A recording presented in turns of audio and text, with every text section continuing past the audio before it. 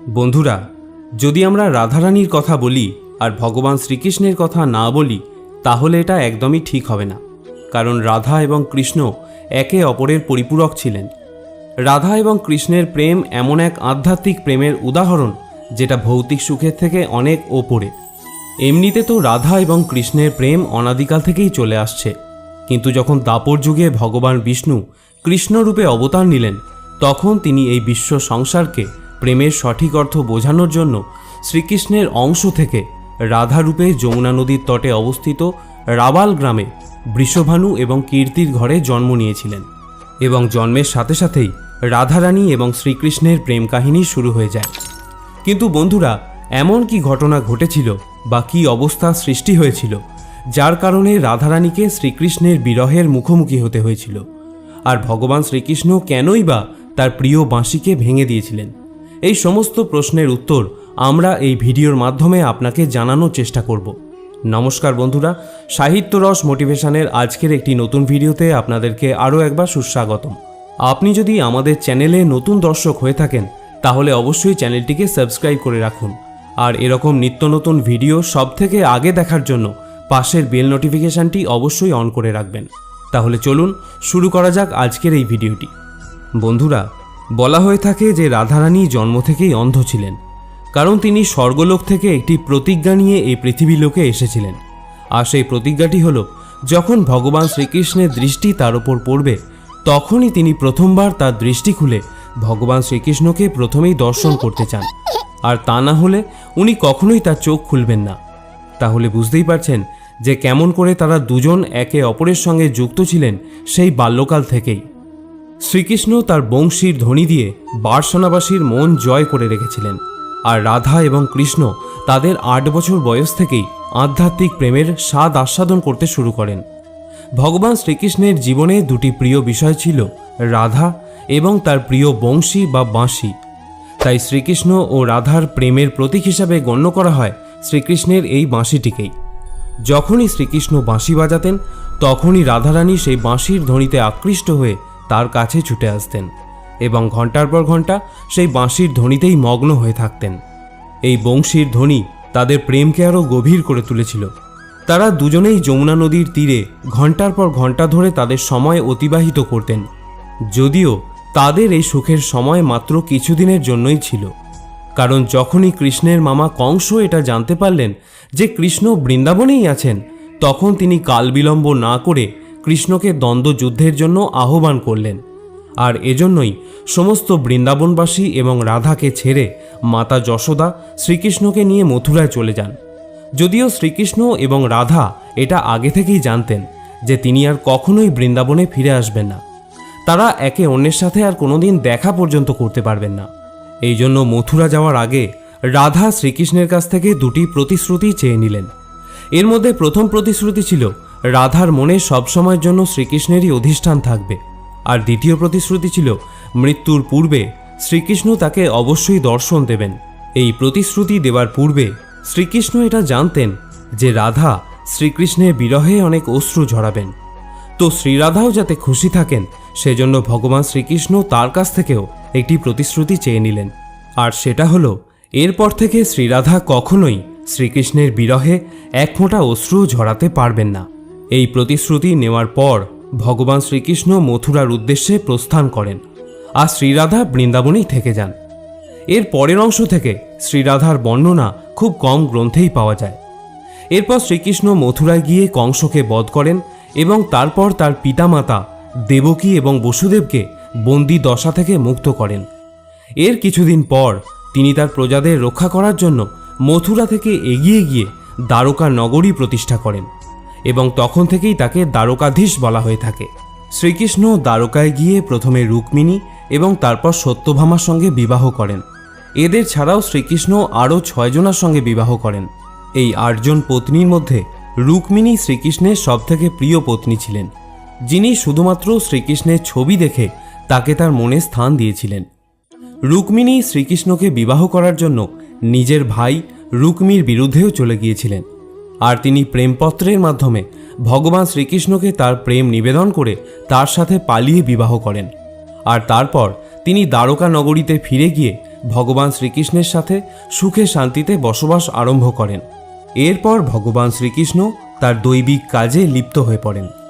এমনিতে রাধা এবং কৃষ্ণের প্রেম কাহিনী নিয়ে অনেক প্রচলিত কাহিনী শুনতে পাওয়া যায়। তারই মধ্যে একটি কাহিনী হল, মাঝে মধ্যে ভগবান শ্রীকৃষ্ণ ঘুমন্ত অবস্থায় রাধা রাধা বলে বিড়বিড় করতেন।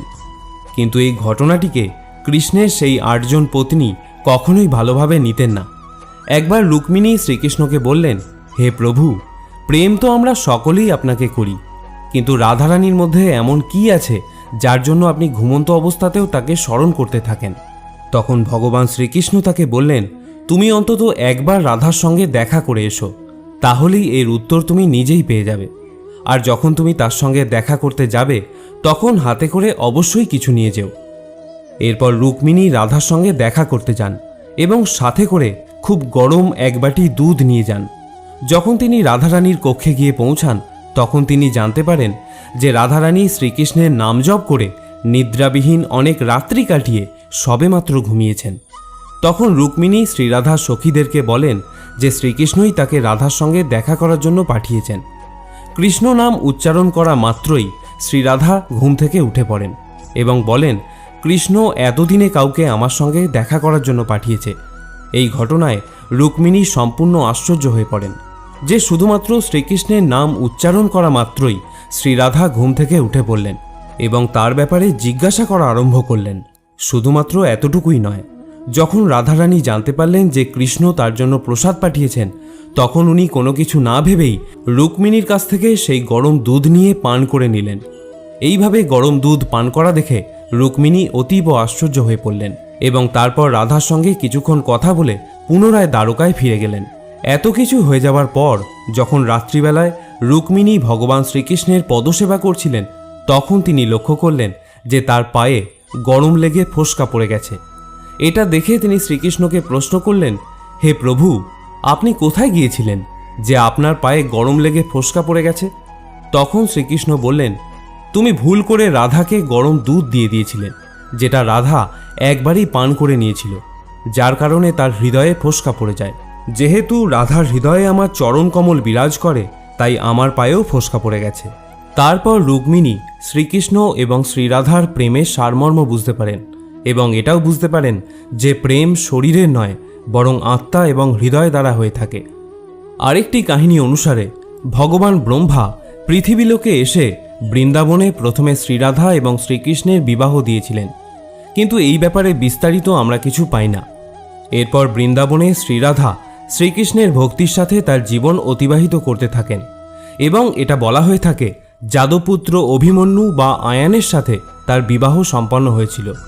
এই অভিমন্যু বা আয়ানকে ঋষি দধিচি অভিশাপ দিয়েছিলেন, যখনই তিনি শ্রীরাধাকে স্পর্শ করবেন তখনই তিনি ভস্ম হয়ে যাবেন। এর ফলস্বরূপ শ্রীরাধা বিবাহের পরেও শ্রীকৃষ্ণের সাথে স্বতন্ত্রতাপূর্বক জুড়ে থাকতে সক্ষম হয়েছিলেন। এর বেশ কয়েক বছর পর শ্রীরাধা যখন তার বৈবাহিক জীবন সম্পন্ন করে ফেলেছেন এবং যখন তিনি তার সমস্ত দায়িত্ব থেকে মুক্ত হয়ে যান তখন তিনি ভগবান শ্রীকৃষ্ণের সাথে মিলিত হবার জন্য দ্বারকায় এসেছিলেন। দ্বারকাতে দুজনের দেখা হওয়ার পর তারা মৌন হয়ে নিজেদের মনের অভিব্যক্তির দ্বারা একে অন্যের সাথে ঘন্টার পর ঘন্টা বার্তালাপ করতে থাকেন। শ্রীকৃষ্ণ ছাড়া দ্বারকাতে আর কেউ শ্রীরাধাকে চিনতে পর্যন্ত পারল না। এরপর রাধা শ্রীকৃষ্ণের মহলেই থাকতে শুরু করেন এবং শ্রীকৃষ্ণ রাধাকে তার মহলে একজন দেবীর মতোই রেখে দিয়েছিলেন। সেই জন্য শ্রীরাধা তখন কৃষ্ণের সাথে প্রেমপূর্বক বার্তালাপ করতে পারতেন, কিন্তু সেই সময় কৃষ্ণ তার রাজ্যপাট এবং অন্যান্য সব কাজে ব্যস্ত থাকতেন আর রাধা তখন তার পুরনো সেই কৃষ্ণকেই সব সময় মনে করতেন। আগের মতো কৃষ্ণের সঙ্গ না পাওয়ার জন্য রাধার মন আরও বেশি ব্যাকুল হতে শুরু করে আর তিনি ভয় পেতে শুরু করেন যে কৃষ্ণের যে মনোহর ছবি তার হৃদয়ে স্থান পেয়ে আছে সেটা যেন মুছে না যায়। এর কিছুদিন পর শ্রীরাধা শ্রীকৃষ্ণের মহল এবং দ্বারকানগরী ছেড়ে চুপচাপ চলে যান। এইভাবে আরও কিছুদিন কেটে যাওয়ার পরে যখন রাধার অন্তিম সময় উপস্থিত হলো তখন তিনি শ্রীকৃষ্ণকে স্মরণ করে তাকে তার প্রতিজ্ঞার কথা মনে করিয়ে দিলেন। রাধা স্মরণ করা মাত্রই কৃষ্ণ সেখানে ছুটে এলেন, কিন্তু শ্রীরাধার অত্যন্ত দৈন্যদশা দেখে তিনি খুবই আকুল হয়ে পড়লেন আর রাধাকে তার অন্তিম সময়ে তার কাছে কিছু চেয়ে নিতে বললেন। সেই সময় রাধারানী তার কাছে একটাই ইচ্ছার কথা প্রকাশ করলেন তা হলো এই অন্তিম সময়ে তিনি শ্রীকৃষ্ণের সেই রূপ দর্শন করতে চান যে রূপ তিনি বৃন্দাবনে সবসময় দেখতেন। তিনি শ্রীকৃষ্ণকে অনুরোধ করেন যেন সেই রূপে বাঁশি আরেকবার বাজান, যে বাঁশির ধ্বনি তিনি বৃন্দাবনে শুনতে পেতেন। রাধারানীর কথা রাখার জন্য তিনি তার বাঁশিকে বের করেন এবং মধুর সঙ্গীত বাজাতে শুরু করেন। এই সঙ্গীতের সুরের সাথে সাথে রাধা এবং কৃষ্ণের চোখ থেকে প্রেমের অশ্রু নির্গত হতে শুরু করল। তারপর থেকে কৃষ্ণ দিনরাত বাঁশি বাজাতে থাকেন, যতক্ষণ পর্যন্ত না রাধা তার দেহ ত্যাগ করে আধ্যাত্মিক রূপ ধারণ করে কৃষ্ণের সাথে বিলীন না হয়ে যান। এই ঘটনা শ্রীকৃষ্ণের মনকে এতটাই বিচলিত করেছিল যে রাধারানীর মৃত্যুর পর তিনি তার প্রিয় বাঁশিটিকে সেখানেই ভেঙে ফেলেছিলেন। বন্ধুরা, এভাবেই ভগবান শ্রীকৃষ্ণ রাধারানীর মৃত্যুর সাথে সাথেই তার প্রিয় বংশীটিকে সেখানেই ত্যাগ করলেন। আসলে শ্রীকৃষ্ণের বংশী এবং শ্রীরাধার মধ্যে একটি অভূতপূর্ব মিল ছিল। এই বংশীটি তাদের দুজনের প্রেমের প্রতীক ছিল। তাই শ্রীরাধার মৃত্যুর পর ভগবান শ্রীকৃষ্ণ বংশী তো দূরের কথা, কোনো বাদ্যযন্ত্র ছুঁয়েও দেখেননি। প্রিয় শ্রোতা বন্ধুরা, আজকের এই ভিডিওটি এ পর্যন্তই। আমাদের আজকের ভিডিও আপনার কেমন লেগেছে তার নিচের কমেন্ট বক্সে অবশ্যই কমেন্ট করে জানাবেন। যদি এ ব্যাপারে আপনার কোনো মতামত থাকে বা অন্য কোনো ঘটনা আপনার জানা থাকে তাহলেও আমাদের জানাতে ভুলবেন না। সকলে ভালো থাকুন, সুস্থ থাকুন। জয় শ্রীকৃষ্ণ।